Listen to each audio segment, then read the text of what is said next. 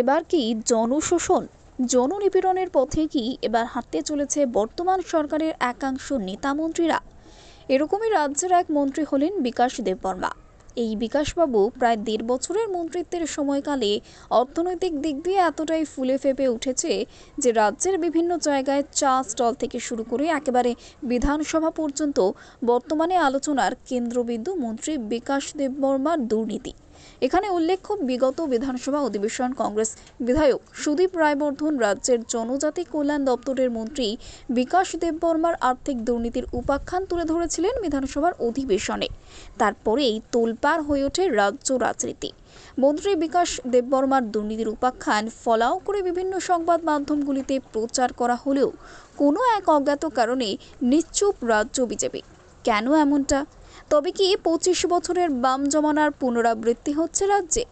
এ নিয়ে রাজ্যের বিভিন্ন প্রান্তের চা স্টলগুলিতে রাজ্য সরকারের প্রতি বিরূপ প্রতিক্রিয়া শুরু হয়েছে ইতিমধ্যেই। বইছে সমালোচনার ঝড়। মন্ত্রী বিকাশ দেববর্মার বিরুদ্ধে ওঠা দুর্নীতির অভিযোগের পরিপ্রেক্ষিতে শাক দিয়ে মাছ ঢাকতে মন্ত্রীবাবু ময়দানে নামিয়ে দিয়েছেন কৃষ্ণপুর বিধানসভার একাংশ দুর্নীতিগ্রস্ত নেতাদের দ্বারা ভুল বুঝিয়ে সহজ সরল দলীয় কর্মীদের, যার তথ্য প্রমাণ হলো শুক্রবার মন্ত্রী বিকাশ কিসের টেকটু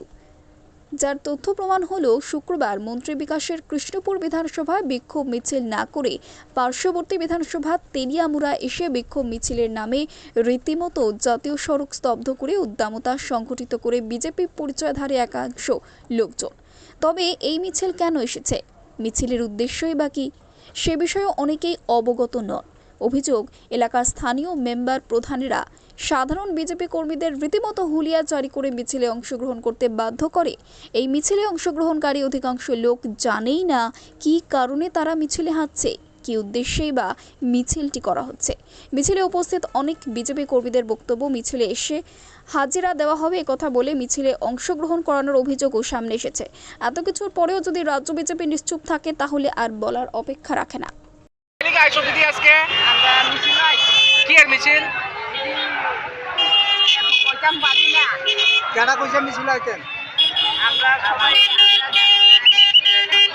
কে কইছে আউনের লিগা মিছিলে?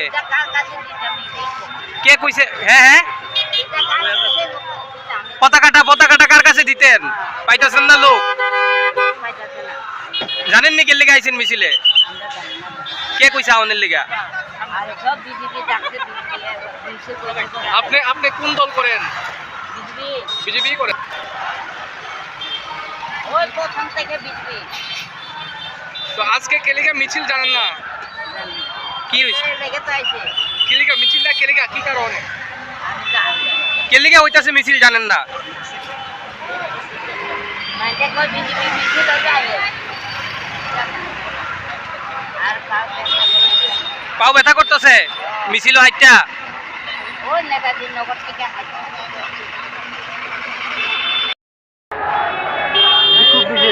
কিসের বিক্ষোভ মিছিল?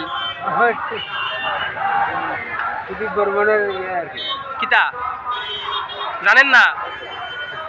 জানেননি? কে কইছে আউনের লিগা মিছিলে? মেম্বার প্রধানরা কইছে। আজকে যে বিক্ষোভ মিছিলে আইছেন, কিসের বিক্ষোভ মিছিল কইছেনি? এমনি আই পড়ছেন? জানেন না কে লিগা মিছিল করতেছেন? আপনার নাম? কোন পার্টি করেন? বিজেপি করেন। তো আজকে বিক্ষোভ মিছিল কি কারণে আইছেন জানেন না?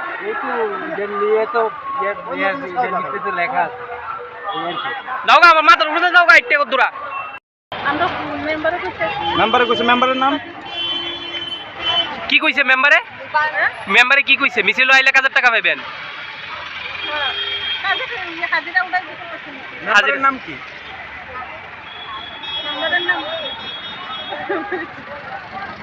কোন বিধানসভা কেন্দ্র থেকে মিছিলটা শুরু হয়েছে? কৃষ্ণপুর। কোন পার্টির মিছিল এটা? দলও কইতে পারেন না? মেম্বারে কইছেন আই পড়ছেন না? কোন দলের মিছিল? বিজেপি, সিপিএম না কংগ্রেস? বিজেপি দলের। কিন্তু কে লিগা আইছেন মিছিল জানেন না?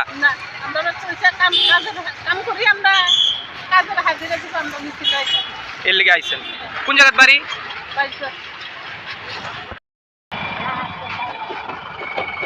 আচ্ছা মাসিমণি মিছিলে যেন আইছে কি মানে কি এর মিছিলে আইছেন কে লিগে এই মিছিলটা বেরিয়েছে জানেননি কে কইছে আউনের লিগে আপনারে কেডা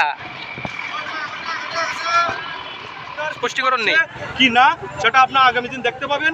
সঠিক তথ্য যখন আমাদের হাতে আসবে আপনাদের মাধ্যমে সাধারণ জনগণের জন্যই এই রাজ্য সরকার গঠন হয়। সে জনগণের প্রত্যেকটা কথার জবাব, জনগণের প্রত্যেকটা ভোটের যে আমাদের যে নির্বাচিত হয়েছে মুখ্যমন্ত্রীরা, সেই প্রত্যেকটা লোকে আপনাদেরকে সঠিক দিকগুলো, সঠিক তথ্যগুলো আপনাদের সামনে রাখবেন, সেটা আমি আশা করি। তাহলে কি বলছেন যে বিধায়ক সুদীপ বর্মন যে অভিযোগটা করেছে সেটা সম্পূর্ণ বিধায়ক সুদীপ রায় বর্মন যেটা বলেছেন সেটা সম্পূর্ণ ভুল তথ্য এবং সেটা আগামী দিন সংবাদ মাধ্যমে আসবে। আপনারা একটু সময়ের জন্য অপেক্ষা করুন। এবং আমি বলছি বিধায়ক সুদীপ রায় বর্মনও কিন্তু সত্যিকারের যে একজন লিডার সে আমার মনে হয় না। কারণ কেননা উনি আমাদের ভারতীয় জনতা পার্টির দলে যখন উনি ছিলেন, যখন তিনি মন্ত্রিত্ব ছিলেন, তখনকার সময় উনি 400 কোটি টাকা 40 কোটি টাকার ওনার কেলেঙ্কারির জন্য ওনাকে মন্ত্রী থেকে আমরা পদত্যাগ করেছিলেন ভারতীয় জনতা পার্টি। কে পদত্যাগ করিয়েছিলেন? আমাদের রাজ্য সরকার আমাদের করিয়েছেন। এরকম কি কোনো নির্দেশ জারি করা হয়েছিল?